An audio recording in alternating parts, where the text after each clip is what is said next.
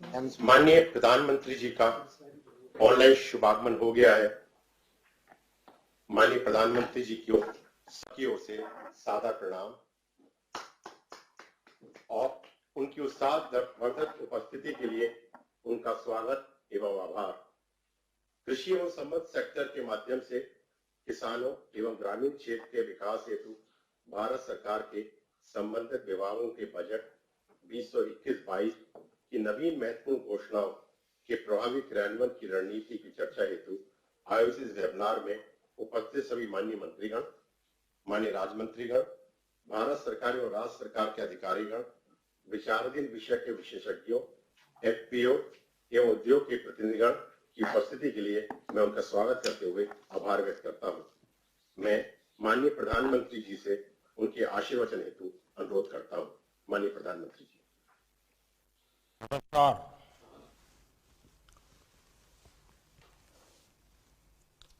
आपके सुझावों की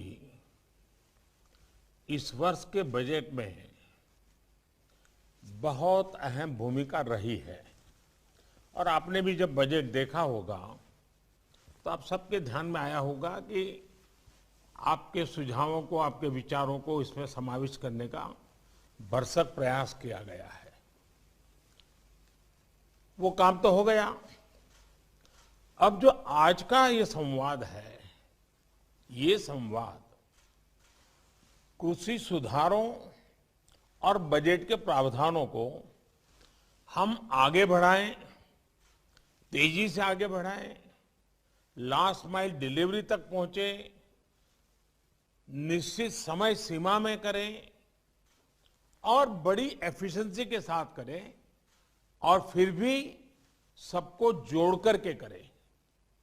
पब्लिक प्राइवेट पार्टनरशिप का परफेक्ट नमूना, सेंटर और स्टेट का कोऑर्डिनेशन का परफेक्ट नमूना, ऐसा हम आज की चर्चा से निकालना चाहते हैं।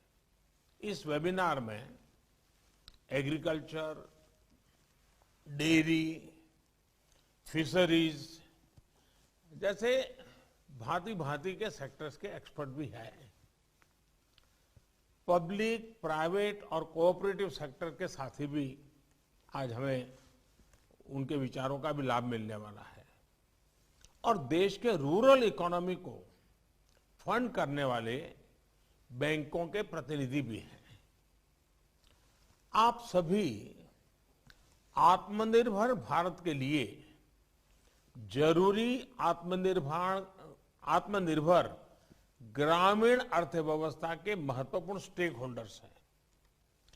मैंने कुछ समय पहले संसद में इस बात को विस्तार से रखा था कि कैसे देश के छोटे किसानों को ध्यान में रखते हुए सरकार ने बीते वर्षों में अनेक महत्वपूर्ण निर्णय लिए हैं।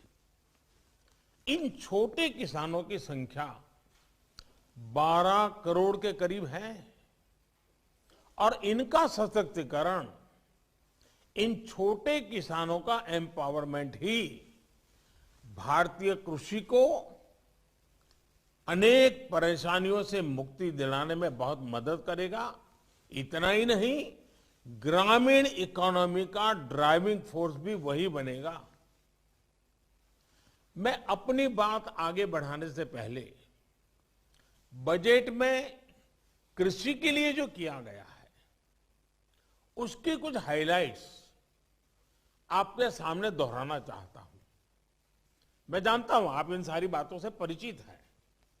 सरकार ने इस बार एग्रीकल्चर क्रेडिट टारगेट को बढ़ाकर 16,50,000 करोड़ रुपया कर दिया है। इसमें भी पशुपालन, डेयरी और फिशरीज सेक्टर को प्राथमिकता दी गई है। रूरल इंफ्रास्ट्रक्चर फंड को भी बढ़ाकर 40,000 करोड़ रुपया कर दिया गया है। माइक्रो इरिगेशन फंड की भी राशि बढ़ाकर 2 गुना कर दी गई है। ऑपरेशन ग्रीन स्कीम का दायरा बढ़ाकर अब 22 पेरिसेबल प्रोडक्ट्स तक का उसको कर दिया गया है। देश की 1000 और मंडियों को ई नाम से जोड़ने का फैसला लिया गया है। इन सारे ही निर्णयों में सरकार की सोच झलकती है, सरकार का इरादा महसूस होता है और साथ साथ सरकार के विजन का पता चलता है। और ये सारी बातें आप सबके साथ चर्चा में से उभरी हुई है, जिसको हमने आगे बढ़ाया है। लगातार बढ़ते हुए कृषि उत्पादन के बीच 21वीं सदी में भारत को पोस्ट हार्वेस्ट क्रांति या फिर फूड प्रोसेसिंग क्रांति और वैल्यू एडिशन की आवश्यकता है। देश के लिए बहुत अच्छा होता अगर ये काम 2-3 दशक पहले ही कर लिया गया होता। अब हमें जो समय बीत गया है उसकी भरपाई तो करनी ही करनी है। आने वाले दिनों के लिए भी अपनी तैयारी और अपनी तेजी को बढ़ाना है। साथियों, अगर हम अपने डेयरी सेक्टर को ही देखें तो आज वो इतना मजबूत इसलिए है क्योंकि इतने दशकों में उसने प्रोसेसिंग का बहुत विस्तार किया है। आज हमें एग्रीकल्चर के हर सेक्टर में, हर खाद्यान्न, हर सब्जी, फल, फिशरीज, सभी में प्रोसेसिंग पर सबसे ज्यादा फोकस करना है। और प्रोसेसिंग की व्यवस्था उसे सुधारने के लिए जरूरी है किसानों को अपने गांव के पास ही स्टोरेज की आधुनिक सुविधा मिले। खेत से प्रोसेसिंग यूनिट तक पहुंचने की व्यवस्था सुधारनी ही होगी। प्रोसेसिंग यूनिट की hand holding farmer producer organisations मिलकर के करें। और हम सब ये जानते हैं कि फूड प्रोसेसिंग क्रांति के लिए देश के किसानों के साथ ही देश के पब्लिक प्राइवेट कोऑपरेटिव सेक्टर को भी पूरी ताकत से सही दिशा में आगे बढ़ाना होगा। साथियों, आज ये समय की मांग है कि देश के किसान की उपज को बाजार में ज्यादा से ज्यादा विकल्प मिले। सिर्फ रॉ प्रोडक्ट या फिर सिर्फ उपज तक किसानों को सीमित रखने का नुकसान देश देख रहा है। हमें देश के एग्रीकल्चर सेक्टर का प्रोसेस्ड फूड में के वैश्विक मार्केट में विस्तार करना ही होगा। हमें गांव के पास ही एग्रो इंडस्ट्रीज क्लस्टर की संख्या बढ़ानी होगी ताकि गांव के लोगों को गांव में ही खेती से जुड़े रोजगार मिल सके। ऑर्गेनिक क्लस्टर्स, एक्सपोर्ट क्लस्टर्स, इसकी भी इसमें बहुत बड़ी भूमिका होगी। गांव से एग्रो बेस्ड प्रोडक्ट शहरों की तरफ जाएं और शहरों से दूसरे इंडस्ट्रियल प्रोडक्ट गांव पहुंचे, ऐसी स्थिति की तरफ हमें बढ़ना होगा। अभी भी लाखों माइक्रो फूड प्रोसेसिंग यूनिट्स देश में चल रही है, लेकिन उनका विस्तार करना, उनके सामर्थ्य को बढ़ाना, ये आज समय की मांग है, बहुत जरूरी है। वन डिस्ट्रिक्ट वन प्रोडक्ट, इस योजना कैसे हमारे उत्पादों को विश्व बाजार तक लेकर जाएं, इसके लिए हमें पूरी ताकत से जुटना होगा। साथियों, सिर्फ खेती ही नहीं, यहां तक कि फिशरीज सेक्टर में प्रोसेसिंग का भी एक बहुत बड़ा स्कोप हमारे यहां है।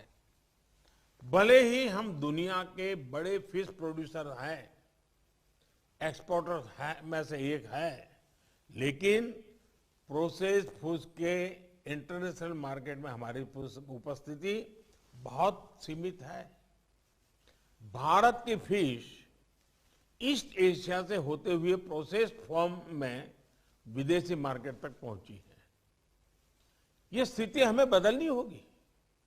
साथियों, इसके लिए जरूरी रिफॉर्म्स के अलावा करीब 11,000 करोड़ रुपए की प्रोडक्शन लिंक इंसेंटिव्स की योजना भी सरकार ने बनाई है, जिसका लाभ इंडस्ट्री उठा सकती है। Ready to eat, ready to cook, फल सब्जियां हो, सी फूड हो, मोजारेला चीज हो, ऐसे अनेक उत्पादों को प्रोत्साहित किया जा रहा है।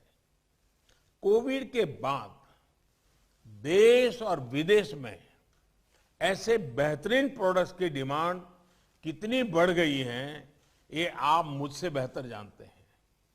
साथियों, ऑपरेशन ग्रीन्स योजना के तहत किसान रेल के लिए सभी फलों और सब्जियों के परिवहन पर 50% सब्सिडी दी जा रही है। किसान रेल भी आज देश के कोल्ड स्टोरेज नेटवर्क का सशक्त माध्यम बनी है। ये किसान रेल छोटे किसानों, मछुआरों को बड़े बाजार और ज्यादा डिमांड वाले बाजार से जोड़ने में सफल हो रही है। बीते 6 महीने में ही करीब 350 किसान रेल चलाई जा चुकी हैं और इनके जरिए करीब करीब 1 लाख मैट्रिक टन फल और सब्जियां ट्रांसपोर्ट की जा चुकी है। ये छोटे किसानों के लिए बहुत बड़ा माध्यम तो है ही, कंज्यूमर और इंडस्ट्री को भी इसका लाभ हो रहा है। साथियों, देश भर के जिलों के बीच में वहां पैदा होने वाले फल सब्जियों की प्रोसेसिंग के लिए क्लस्टर्स बनाने पर बल दिया जा रहा है। इसी तरह आत्मनिर्भर अभियान के तहत प्रधानमंत्री सूक्ष्म खाद्य प्रसंस्करण उद्यम उन्नयन स्कीम के तहत लाखों छोटी फूड एंड प्रोसेसिंग यूनिट्स को मदद की जा रही है। इसके लिए जरूरी इंफ्रास्ट्रक्चर से लेकर यूनिट्स लगाने तक आपकी भागीदारी बहुत महत्वपूर्ण है। साथियों, फूड प्रोसेसिंग के साथ साथ हमें इस बात पर भी फोकस करना है कि छोटे से छोटे किसान को भी आधुनिक टेक्नोलॉजी का लाभ कैसे मिल पाए। देश के छोटे किसान ट्रैक्टर, पराली वाली मशीनें या फिर दूसरी मशीनें अफोर्ड नहीं कर सकते। क्या ट्रैक्टर और दूसरी मशीनों को शेयर करने का एक संस्थागत सस्ता और प्रभावी विकल्प किसानों को दिया जा सकता है?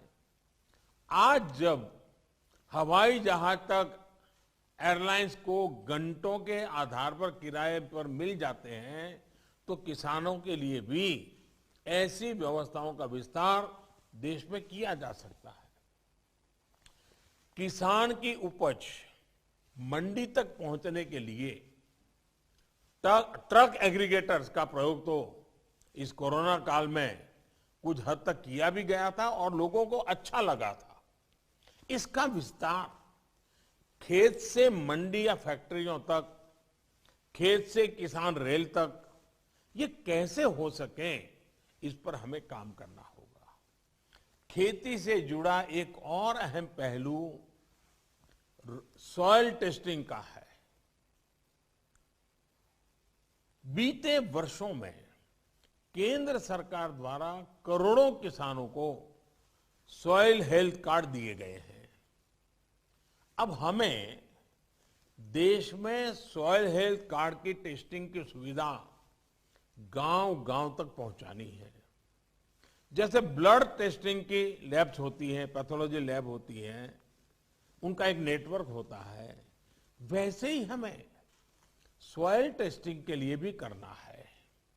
और उसमें प्राइवेट पार्टी बहुत बड़ी मात्रा में जुड़ सकती है।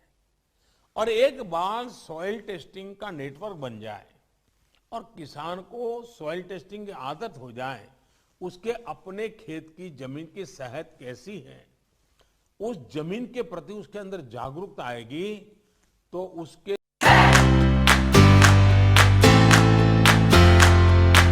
నాణ్యతకు నమ్మకానికి మారుపేరు Sai Mahendra traders wholesale and retail మరియు కిరాణా జనరల్ స్టోర్ మా వద్ద అన్ని రకాల నిత్యావసర సరుకులు సరసమైన ధరలకే లభించును.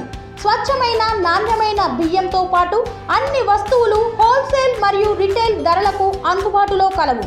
అనువైన ధరలలో నాణ్యమైన వస్తువుల కొరకు సంప్రదించండి. Sai Mahendra traders wholesale and retail మరియు కిరాణా జనరల్ స్టోర్. మా address Nagaram to Keesara main road near Rampally X road. Contact number 9247575485 మరియు 6300322583। सारे निर्णयों में बहुत बड़ा बदलाव आएगा। देश के किसान को जितना ज्यादा अपनी मिट्टी की सेहत के बारे में पता रहेगा, उतना ही अच्छे तरीके से वो फसल के उत्पादन पर प्रभाव पैदा करेगा। साथियों, एग्रीकल्चर सेक्टर में R&D को लेकर ज्यादातर योगदान पब्लिक सेक्टर का ही है। अब समय आ गया है कि इसमें प्राइवेट सेक्टर की भागीदारी बढ़े। R&D की जब बात आती है तो सिर्फ बीज तक ही सीमित नहीं, बल्कि मैं एक फसल से जुड़े पूरी साइंटिफिक इकोसिस्टम की बात कर रहा हूं। होलिस्टिक अप्रोच चाहिए, पूरा साइकिल होना चाहिए। हमें अब किसानों को ऐसे विकल्प देने हैं जिसमें वो गेहूं चावल उगाने तक ही सीमित न रहे। ऑर्गेनिक फूड से लेकर सलाद से जुड़ी सब्जियों तक ऐसी अनेक फसलें हैं जो हम आजमा सकते हैं। इसी तरह मैं आपको मिलेट्स के नए मार्केट को भी टैप करने का सुझाव दूंगा। मोटे अनाज के लिए भारत की एक बड़ी जमीन बहुत उपयोगी है। ये कम पानी में भी बेहतरीन उपज देते हैं। मिलेट्स की डिमांड पहले ही दुनिया में बहुत अधिक थी। अब कोरोना के बाद तो ये इम्यूनिटी बूस्टर के रूप में बहुत पॉपुलर हो चुका है। इस तरफ किसानों को प्रोत्साहित करना भी फूड इंडस्ट्री के साथियों की बहुत बड़ी जिम्मेदारी है। साथियों, सीवीड और बी वैक्स, आज हनी का हमारे यहां धीरे धीरे फैला हो रहा है और किसान भी हनी बी की दिशा में काम कर रहे हैं। ऐसे में समुद्री तट पर सीवीड और बाकी क्षेत्रों में हनी बी और फिर बी वैक्स, इसके मार्केट को टैप करना भी समय की जरूरत है। सीवीड की फार्मिंग के लिए देश में बहुत संभावना है, क्योंकि एक बहुत बड़ी कोस्टलाइन हमारे पास है। सीवीड से हमारे मछुआरों को आमदनी का एक बड़ा माध्यम मिलेगा। इसी तरह हम शहद के व्यापार में तो बेहतर कर रहे हैं, हमें बी वैक्स के लेकर भी अपनी भागीदारी और बढ़ानी है। इसमें आपका ज्यादा से ज्यादा कंट्रीब्यूशन कैसे हो सकता है, इस पर भी आज जब दिन भर आप चर्चा करेंगे, विचार विमर्श करेंगे, तो जरूर अच्छी अच्छी बातें उभर करके आएगी। जब प्राइवेट सेक्टर की ये भागीदारी बढ़ेगी तो स्वाभाविक रूप से किसान का भरोसा भी बढ़ेगा।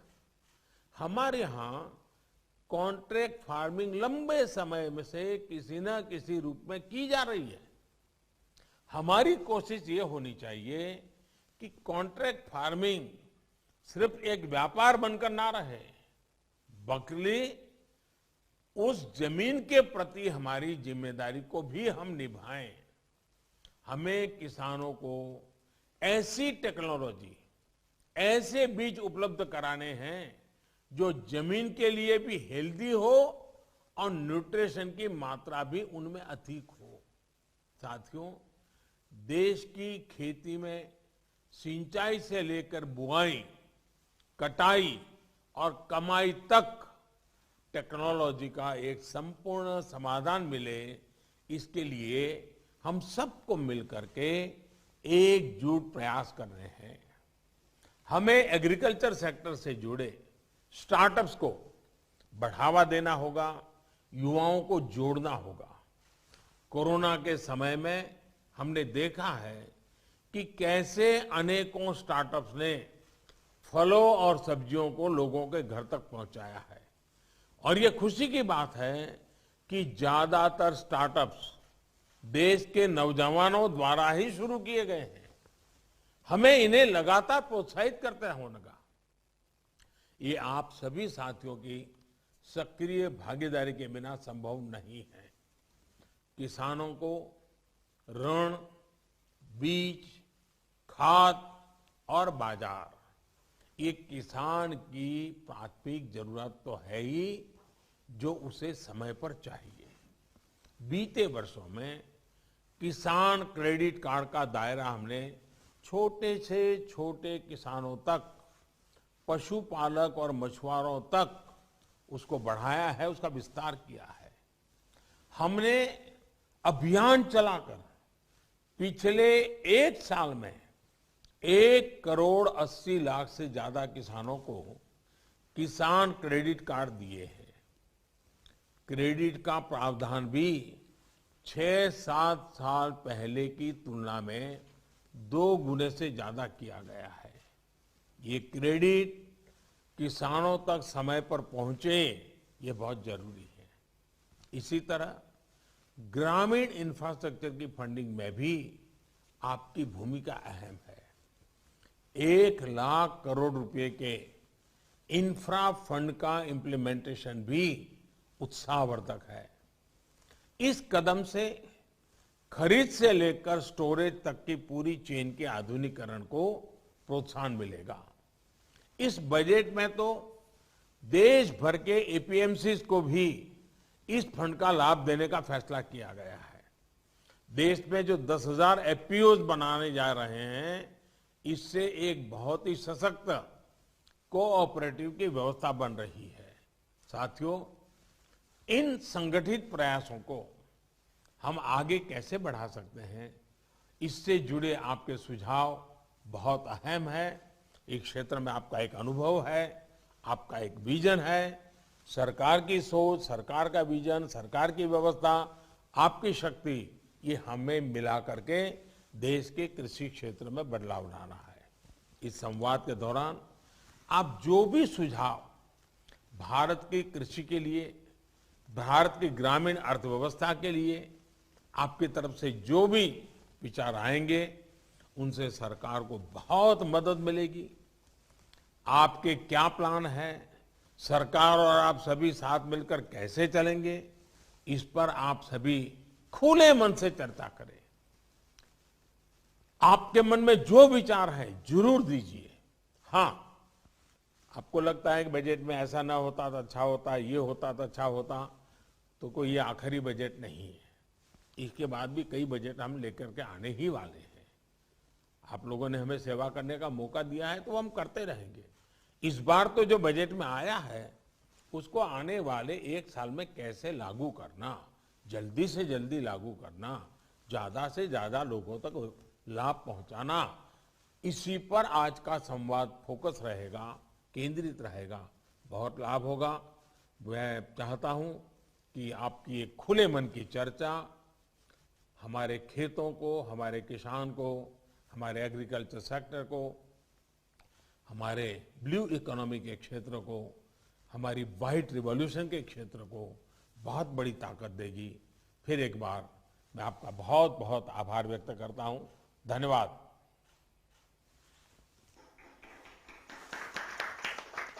माननीय प्रधानमंत्री जी को उनके प्रभावी मार्गदर्शन, दिशा निर्देश के लिए आभार। मैं सबकी ओर से विश्वास दिलाना चाहता हूं कि बजट 21-22 के प्रावधानों और नवीन घोषणाओं के बारे में विस्तृत चर्चा करके प्रभावी अनुसरण की रणनीति विशेषज्ञों की मदद तैयार की जाएगी और ये अभिनव प्रयोग बहुत सार्थक होगा। माननीय प्रधानमंत्री जी का बहुत बहुत धन्यवाद। सादर प्रणाम। नमस्कार।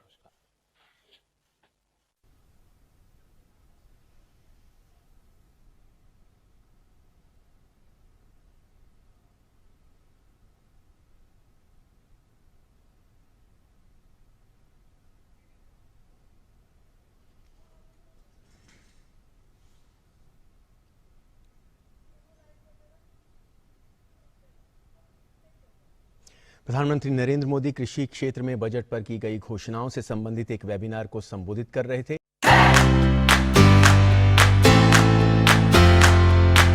నాణ్యతకు నమ్మకానికి మారుపేరు Sai Mahendra traders wholesale and retail మరియు కిరాణా జనరల్ స్టోర్. మా వద్ద అన్ని రకాల నిత్యావసర సరుకులు సరసమైన ధరలకే లభించును. స్వచ్ఛమైన నాణ్యమైన బియ్యంతో పాటు అన్ని వస్తువులు హోల్సేల్ మరియు రిటైల్ ధరలకు అందుబాటులో కలవు. అనువైన ధరలలో నాణ్యమైన వస్తువుల కొరకు సంప్రదించండి. Sai Mahendra traders wholesale and retail మరియు కిరాణా జనరల్ స్టోర్. మా address Nagaram to Keesara main road near Rampally X road. Contact number 9247575485 మరియు 6300322583.